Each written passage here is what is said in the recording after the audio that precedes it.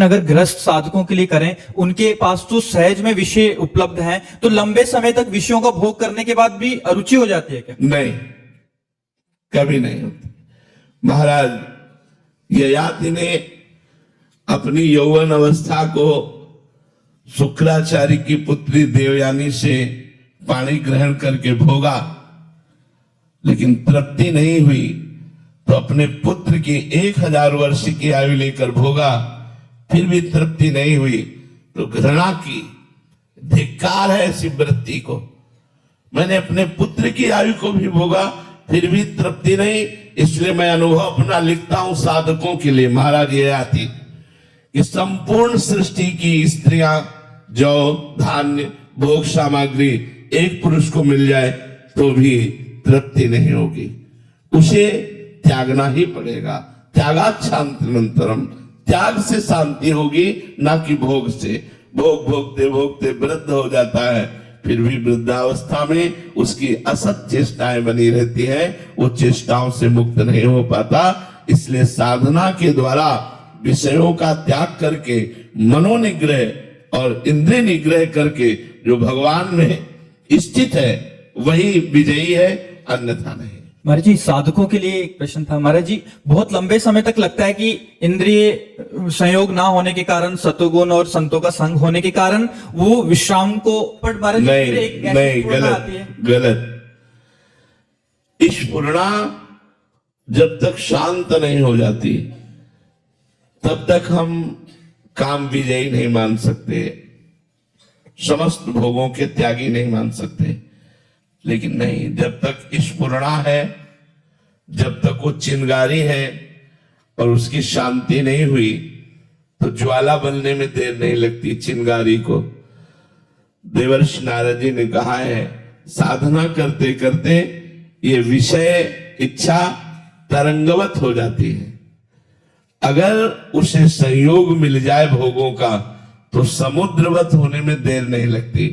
इसलिए एक वैश्या गांव में रहती थी, तो वहां से संत निकलते थे, तो उनसे पूछती थी, बाबा जी तुम्हारी दाढ़ी पवित्र कि हमारे बकरे की दाढ़ी अच्छी?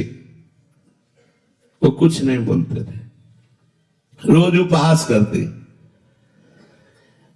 एक दिन उनको भागवतिक संकेत हुआ कि तुम्हारा शरीर छूटने वाला है। उन्होंने कहा, भाई गांव की वैश्या को बुला ला। बुला रहे, कहा बेटा मेरी दाढ़ी पवित्र। तो उनका, महाराज जी आज तक आप नहीं बोले। बोले अब जा रहा हूं, अब जा रहा हूं तो बोल रहा हूं कि मेरी दाढ़ी पवित्र, लेकिन जब तक जाने का संकेत नहीं हुआ तब तक नहीं बोल सकता। अर्थात जब तक इस धराधाम में शरीर है तब तक सावधानी रखनी है, जीते जी सावधानी रखनी है। शिव विरंचिका मोहरी को है बपुरान। महाराज जी, बहुत लंबी लड़ाई है। बहुत लंबी लड़ाई से कोई ये न समझ ले कि 10-20 माला जप कर हम काम विजयी हो जाएंगे, क्रोध विजयी हो जाएंगे। नहीं, ये भजन करने से कम होते हैं और भगवत साक्षात्कार करने से बिल्कुल ना के समान। लेकिन संयोग बन जाए तो गिरने के चांस रहते हैं। इसलिए आजीवन साधु को या साधक को अपने उपासना मार्ग में एक लक्ष्मण रेखा रखनी चाहिए कि इसको हम क्रॉस नहीं करेंगे। अगर वो क्रॉस कर गया तो गिर जाएगा। देखो, अपने लोग तो साधना करते हैं। देवर्षि नारद जी सिद्ध पुरुष हैं और उनको भी काम ने परास्त कर दिया। भगवान से ब्याह की वृत्ति मांगने लगे कि मेरा ब्याह हो जाए। भगवान ने बंदर का रूप दे दिया तो भगवान को शाप भी दे दिया इसी आवेश में आकर। सनकादि सिद्ध महापुरुष हैं, वैकुंठ में भगवान के पार्षदों ने रोक दिया तो खड़े रहना चाहिए, क्या जाता है। लेकिन उनको क्रोध आ गया, वैकुंठ में क्रोध आ गया और श्राप दे दिया।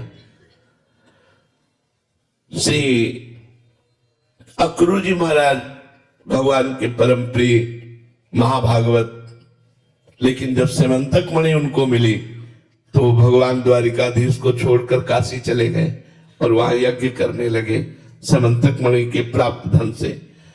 तो इन सब सिद्ध पुरुषों में ये स्फुरणाएं देखी गई। इसलिए जैसे काम है तो भगवान का पुत्र ही बना जाकर प्रद्युम्न, प्रद्युम्न जी कामावतार भगवान है। तो ये काम क्रोध आदि कोई साधारण शत्रु नहीं है कि आप 2-4-10 दिन 2-4-10 महीने भजन किए और आप काम विजयी हो गए। क्रोध नहीं, जब तक जीवन है तब तक लड़ाई लड़ते रहो, सावधान रहो। यही डरपि हरिवंश हित, जिनो भ्रमय गुण सलिल पर, जी नामन मंगल लोक तिहु, सुहरि पद भज न विलंब करे। मेरा माया क्या बिगाड़ लेगी, इसी गलती ने गलती करा दी। जितने लोग गलत हुए वो इसी बात से गलत हो गए कि मेरा माया क्या बिगाड़ लेगी।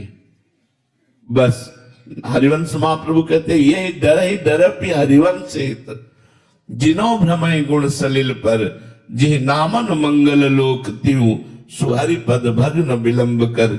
जिनका नाम तीनों लोकों का मंगल करने वाला है, उन भगवान श्री हरि का आश्रय ले लो, भजन करो और डरते रहो कि कहीं त्रिगुण माया के बहाव में बह न जाए। बड़े बड़े बह गए, इसलिए बहुत होश में। कभी अहंकार न करे कि मैं समस्त विकारों से दूर हो चुका हूं, अब मेरा विकार क्या बिगाड़ सकते हैं, ऐसा बिल्कुल नहीं। बहुत प्रचंड भगवान की माया का आकर्षण है, बड़े बड़े ब्रह्म ऋषियों को मोहित कर लेती है। अपने तो साधारण लोग हैं, बहुत संभल के चले। और ये त्याग केवल साधना से ही हो पाएगा, दूसरा कोई उपाय नहीं। साधना अत्यंत अनिवार्य है। भोग भोगने से तृप्ति नहीं हो सकती, किसी को नहीं हो सकती।